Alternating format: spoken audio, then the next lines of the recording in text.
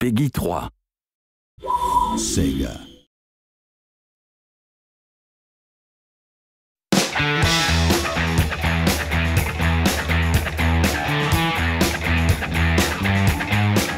At Sports Interactive, we're constantly looking for ways to make the Football Manager series easier for people to play, whilst not dumbing down the game in any way, as well as trying to get new budding football managers playing the game.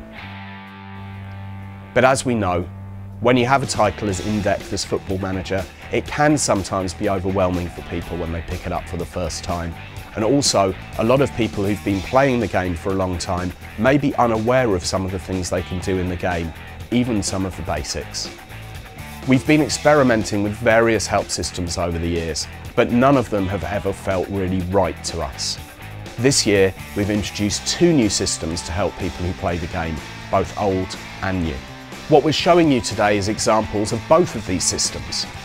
When you start Football Manager 2012, you'll notice on the main menu the tutorial button. If you click on this, you'll see 5 different tutorials to choose from: the interface, contract negotiations, making a transfer offer, match tutorial, and creating and developing tactics. Let's have a look at the interface, for which the tutorial describes itself as a basic explanation of how to get around the Football Manager interface. The first thing you'll notice is that the tutorial just starts with a team already loaded in. This is because the tutorial mode is separate to the main game.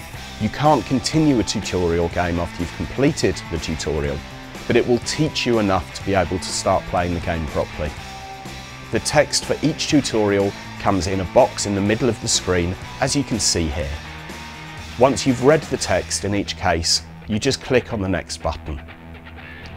You'll notice that having started the tutorial, the area of the screen that the box of text refers to is highlighted to make it easier to see what the text is describing. The tutorial mode isn't just about displaying the info, it's interactive too.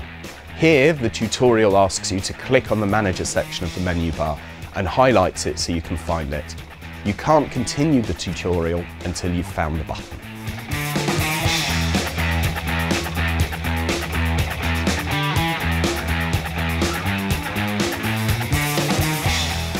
You'll then see the tutorial highlights the sections it's describing. Once you've read about the areas on the Manager menu, you can move on to the next section. Once you've completed the section for the Manager menu, it takes you to the Team menu, with a similar process to learn the information here.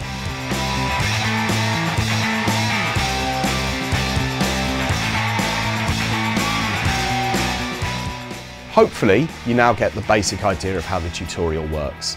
It's very much a system to learn what the options are for and get you up to speed with the basics of the game. Now let's have a look at the how-to system.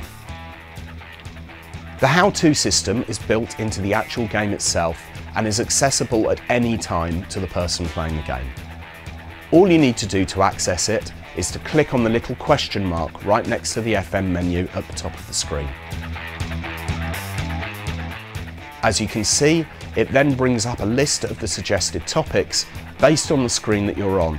Although in the text box, you could type in keywords such as transfer and it would bring up suggested topics regarding those. But let's delete that text for now and go back to the default choices for the Manager home screen. Let's choose How do I go to my squad? A box, similar to that shown earlier in the tutorial screen, then pops up, giving you step-by-step instructions on what to do. It highlights the buttons I need to press, so let's click on the team name and, as you can see, it takes me to the next step and highlights the squad button. If you don't press the button for a while, you'll notice that it starts flashing, just in case you struggle to find it. Once the how-to is completed, the box turns to a different colour to signify that you've done the task. You can then click Back to Game to carry on playing, or ask another question. So that shows you the basics of the new tutorial and how-to systems for Football Manager 2012. We hope they help you get the best out of the title.